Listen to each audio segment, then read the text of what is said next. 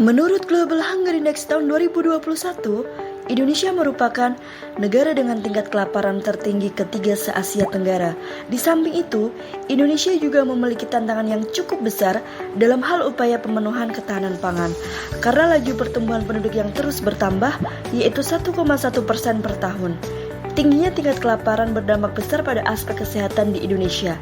Salah satunya prevalensi stunting saat ini masih berada pada angka 24,4% atau 5,33 juta balita.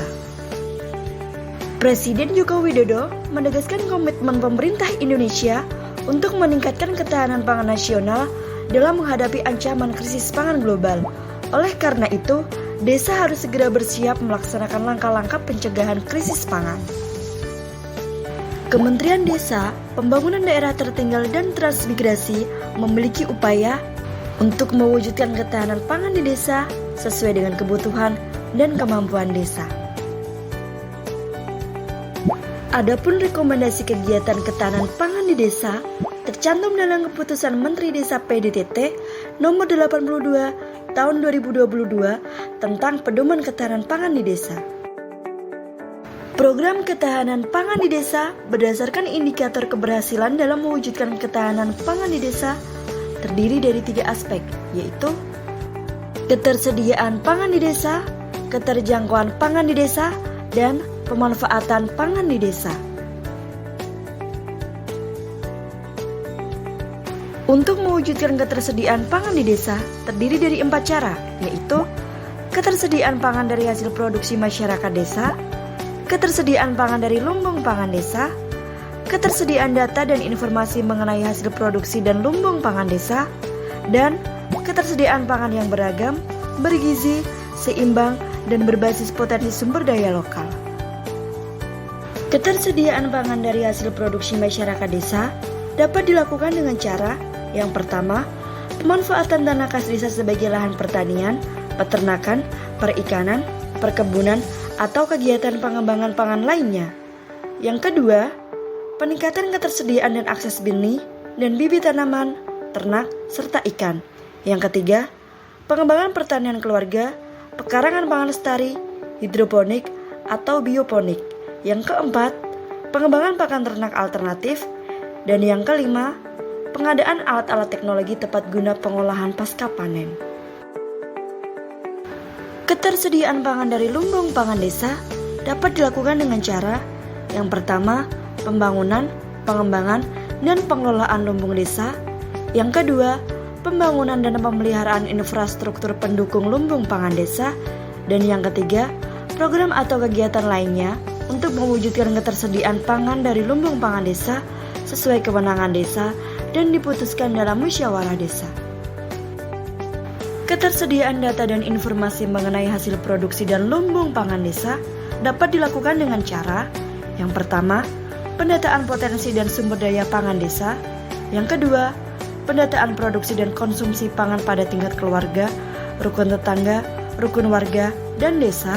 Yang ketiga, penyusunan peta digital kerawanan pangan di desa. Dan yang keempat, pengadaan sarana atau prasarana teknologi informasi dan komunikasi untuk menunjang perbaikan dan konsolidasi data pangan di desa. Ketersediaan pangan yang beragam, bergizi seimbang, dan berbasis potensi sumber daya lokal dapat dilakukan dengan cara yang pertama, pengembangan teknologi tepat guna untuk usaha pengolahan pangan lokal. Yang kedua, pengenalan jenis pangan baru termasuk pangan lokal yang belum dimanfaatkan. Dan yang ketiga, pengembangan diversifikasi usaha tani dan perikanan.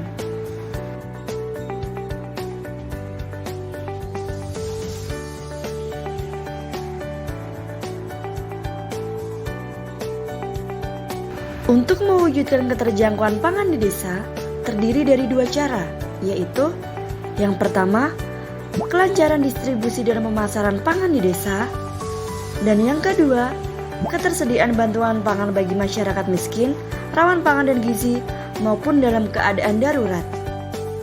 Kelancaran distribusi dan pemasaran pangan di desa dapat dilakukan dengan cara yang pertama, pemasaran, promosi, dan distribusi produk pangan desa melalui BUMDesa atau BUMDesa bersama.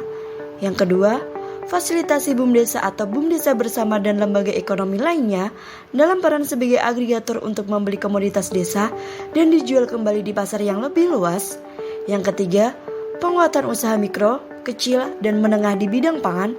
Dan yang keempat, pengembangan industri pangan yang berbasis pangan lokal. Ketersediaan bantuan pangan bagi masyarakat miskin, rawan pangan dan gizi, maupun dalam keadaan darurat dapat dilakukan dengan cara yang pertama, pemberian bantuan makanan tambahan bergizi bagi lansia. Yang kedua, pemberian bantuan makanan tambahan bergizi bagi anak usia di bawah 5 tahun. Dan yang ketiga, pemberian bantuan bahan pangan bagi warga masyarakat miskin, rawan pangan dan gizi, maupun dalam keadaan darurat.